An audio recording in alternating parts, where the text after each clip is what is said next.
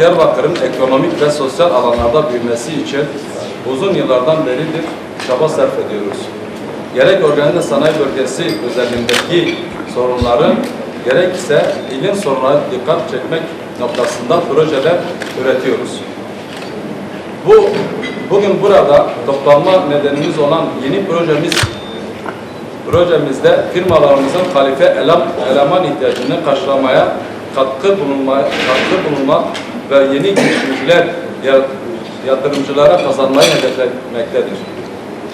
Projemiz İçişleri Bakanlığı Dernekler Dairesi Başkanlığı tarafından desteklemekte olup mesleki eğitim alanında 29 yıllık deneyime sahip MEKSA Vakfı ile birlikte yürütmekteyiz.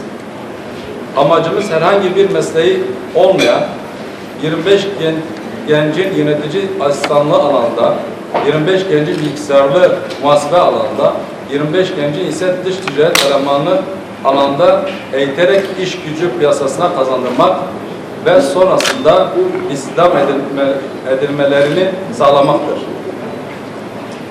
Diğer amacımız ise iş kurmak isteyen, yatırım yapmak isteyen potansiyel girişimci adaylarına girişimcilik eğitimleri vererek motivasyonlarını arttırmak, sonrasında ise KOSGEB'in sağlamış olduğu 30.000 TL hibe artı 100.000 TL faizsiz kredi desteğinden faydalandırmak, bu şekilde iş kurarken kamu desteklerinden başlangıçta yararlandırmayı sağlamış olacağız.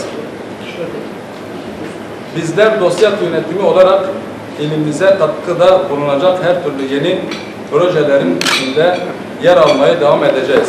Çünkü projelerin ilimizin ekonomik ve sosyal kalkınmasına önemli katkılar sağladığına inanıyoruz. Bu çerçevede dosya daha önce de yaptığı projeler ortada.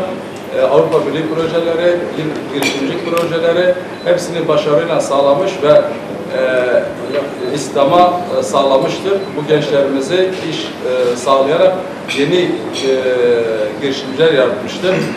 Bu çerçevede MEKSA Vakfı daha önceki projelerimize proje ortağımız olarak bu en büyük sorumluluk belki görevi de eğitim alanında da kendilerine düşmüştür ve başarıyla yönetmişlerdir bu projeleri. Bugüne kadar DOSİAD'ın üretmiş olduğu projelere ortak olmaktan büyük keyif aldık. Çünkü yapılmış olan projelerin hepsinin sonuca ulaştığını, hedefine ulaştığını görmek bizleri de mutlu etti. O yüzden özel olarak Sayın Başkanımızın bu konudaki çabaları her zaman için Diyarbakır'daki işsizliğin sona ermesi için ya da azalması için büyük katkı sağlamıştır. Bugün de yine organize sanayi bölgesindeki işletmelerin özellikle ara eleman sorunlarını çözmek için bir proje uygulanıyor. Bu kapsamda da dış ticaret, bilgisayarlı muhasebe, yönetici asistanlık ve girişimcilik eğitimleri uygulanacak. Toplamda 125 kişiye eğitim verilecek bu proje kapsamında. Projeyi de yine bu tip projeler konusunda uzman arkadaşımız İlhami Bey hem yürütecek hem de desteklerini sunacaklar. Bu noktada da ben de hem değerli başkanımıza hem de değerli sivil toplum kuruluşu başkanlarımıza çok teşekkür ediyorum.